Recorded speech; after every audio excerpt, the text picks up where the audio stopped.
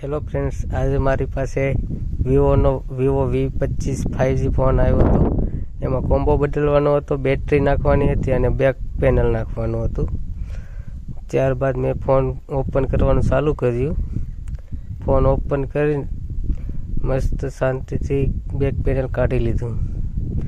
Back panel spray હું કાઢીને ત્યારબાદ તેના સ્ક્રૂ બધા ધીમે ધીમે કાઢી લીધા. ફોન સાવ ખરાબ કન્ડિશનમાં હતો. તેને શાંતિથી સ્ટેપ બાય સ્ટેપ ખોલી લીધો.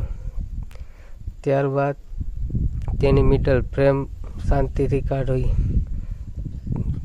ફોનની કન્ડિશન બહુ ખરાબ હતી, એટલા માટે ધીમે ધીમે બધું કામ કરવું પડતું હતું, નકર બધું તૂટી જાય. ફ્રેમ નીકાળ્યા પછી બેટરી ચેક કરી, નવી નાખી અને કોમ્બો ચેક કરી લીધો કે બધું સરખું કામ કરે છે કે નહીં. પહેલાં ચેક કરી લેવાનું. બધું ફિટ કરીને પહેલાં બધું ચોંટાડ્યા પહેલાં બધું ચેક કરી લેવાનું. ચેક થઈ જાય ત્યારબાદ જ કોમ્બો નાખવાનો. રિપ્લેસ કરવા માટે પહેલાં ચેક કરવું જરૂરી છે. ત્યારબાદ પહેલાં ફ્રેમને સાફ કરી લેવાની.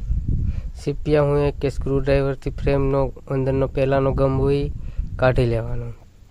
ગમ કાઢ્યા પછી જ બીજી ડિસ્પ્લે ફિટ કરવાની. વરના ફિટિંગ સરખું નથી થતું. ત્યારબાદ તેમાં ગમ મસ્ત રીતે લગાડી દેવાનો. ગમ પૂરી ફ્રેમમાં મસ્ત સરખો લગાડવાનો. એના હિસાબે ડિસ્પ્લે ઉસકી ન જાય. ત્યારબાદ નવી જે ડિસ્પ્લે કોમ્બો છે તેમાં ફિટ કરી દેવાનો. એમાં ફિટ કર્યા પછી ચેક કરી લેવાનું કે ક્યાંયથી ઉપસેલી કે કંઈ બેન્ડ નથી મારતી, નકર ખિસ્સામાં ગમે રાખવાથી તૂટી જાય. ત્યારબાદ બધું પાછું step by step mobile fit કરી દેવાનો.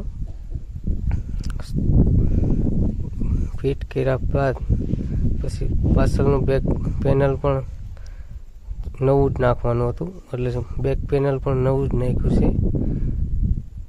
ફોન સાવ ખરાબ સ્થિતિમાં હતો. હવે તમે જોઈ શકો છો, મસ્ત નવો ફોન થઈ ગયો છે. આવા જ તમારે ફોન નવો ખરાબ સ્થિતિ ગમે એવો બગડી ગયેલો ફોન હોય, હું રિપેરિંગ કરી આપું છું.